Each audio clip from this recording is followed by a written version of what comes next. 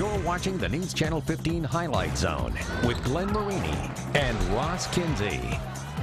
He's Ross Kinsey, I'm Glenn Marini, but tonight we could have been replaced by the Bee Gees because tonight it's all about staying alive. That's right. Sectional semifinal night here in the Highlight Zone. It means if you win tonight, you move on to tomorrow's sectional championship game. And we dive right in, and we start at Homestead with two of the hottest teams colliding in 4A. Homestead heading into the night with 11 wins in their last 12 games. That's pretty good, but Southside even better. The Archers riding a 19-game winning streak. They haven't lost since November the 12th. Southside and Homestead, it's your Highlight Zone game of the week. And for this one, we go out to Boyd Township. Archers actually beat the Spartans by 15 back in early December, picking up in the third quarter.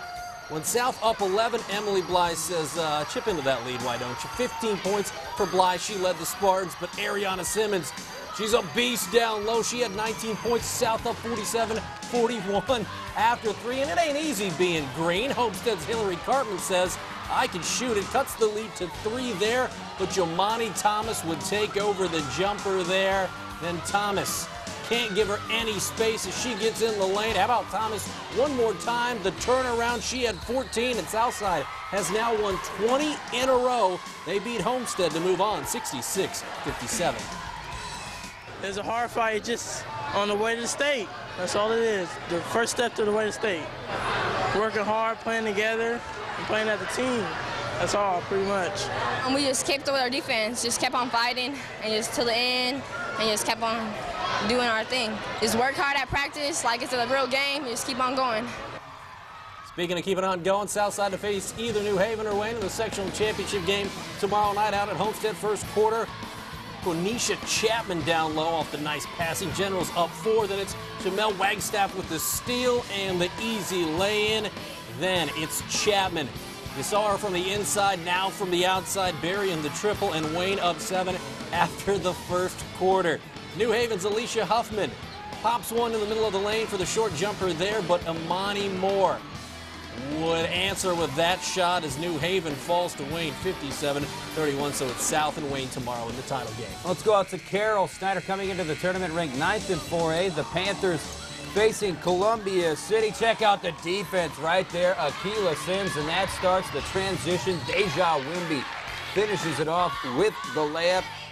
Snyder in control, but here comes the Eagles inside. Sydney Bunyan converts inside for the Eagles, but Snyder, you know, they're ranked for a reason. They've got a lot of weapons. Kerry Barnes drives inside for 2. The Panthers win 56-47. And the late game out of Charger Fieldhouse. A couple of neighbors out there as Carroll and Northrop clash. Northrop's Keela Jackson takes a pass. She hits from outside for 2 points. And, hey, if it works, why not try it again? Jackson taking the bucket inside. She knows what to do. Finishes it off inside. But Carroll trying to defend their home court. So they're going to go inside to outside to Tara Plumley. Actually, after the rebound, she puts it back in for 2, but it's Northrop pulling this one out 45-41. 4A sectional action at Goshen. Warsaw coming in ranked 12th in the state. Tigers playing Elkhart Memorial. First quarter, Jennifer Walker Crawford, 3 names, 2 points. Tigers started the game on an 8-zip run. Memorial, though, charging back. Brianna Barrett hits the 3. Then how about more from Memorial? Monica Jones gets the and 1 there. Warsaw's Lindsay Baker, she's a D1 player, folks. Buries the 3 here, but Warsaw loses 52-41. The Tigers end the season at 16-5. Moving on to 3A, the field at Garrett, pretty stacked heading into the tournament. All 6 teams had reached double digits in wins. That includes Leo, who beat Garrett in overtime on Tuesday night. And tonight, the Lions looking to take down Angola. The Hornets ranked 3rd in 3A, riding a 21-game win streak. And Erica Reinhardt dialed in tonight. She hits the 3. Angola up 8 at the half, and more from Reinhardt in the third quarter. She hits the triple again. She hits 17. Check out my man Niles Knox.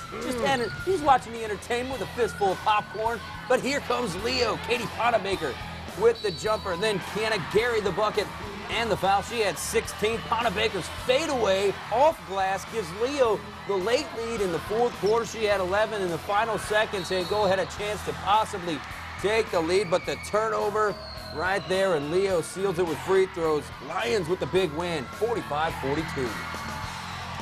This team just has so much heart, and I think that plays a big factor. So, you know, they made a run on us. They started hitting their threes. We didn't think they were going to, but, you know, we just dug it out from the bottom of our hearts. I tell you what, it was not just physical 110%, it was mental and emotional 110%.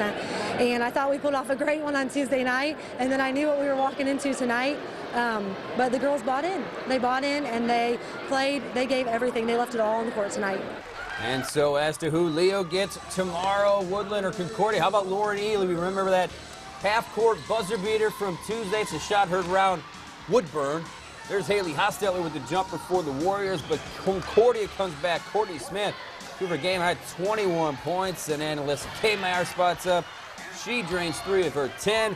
Back comes Woodland again. Hostetler another J, but Concordia eventually pulls away. Olivia Hahn splashes home 3. Then Lauren Lorenko battles her way to 2 of her 10 points. Concordia gets the win, 52-34.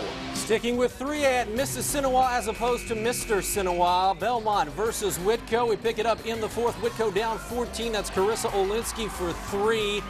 Belmont still with a pretty big lead, though. Taylor Coonley down low with the bucket, and it's 42-34 with about 5 minutes to go in the 4th. How about Coonley again?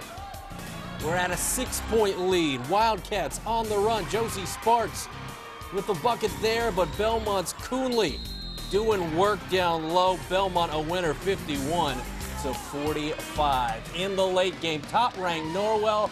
First action of the tourney for the Knights as they took on Heritage. First quarter action. Jessica Ruthright, the Miami of Ohio recruit, the Harvard of the Midwest. I'll have you know. She gets the bucket right there. Miami was a college before Florida was a state. That's a bucket from Ruthright again. Knights up by 4 in the first. Then it's Heritage's Mariah Brantmuller with the bucket there. And then it's Brantmuller again working it on the inside. Just a 2-point Knights lead at this point, but Norwell fast breaking. Jamie Reinhardt with the bucket there, and Norwell, as you might expect, they win this one going away 71-28. 3A action at Wawasee. It's West Noble 44, Wawasee 37. Northwood a winner over Fairfield 51-43. So West Noble and Northwood tomorrow night at 7:30 in the sectional championship game. Well, 4A and 3A are now in the books, but that leaves the smaller schools still to show you. Like Miami of Ohio, brand new powerhouses. Bishop Brewers. I went to Purdue. Canterbury. They're both the state title contenders. We got the Knights and Cavaliers coming up next after the break.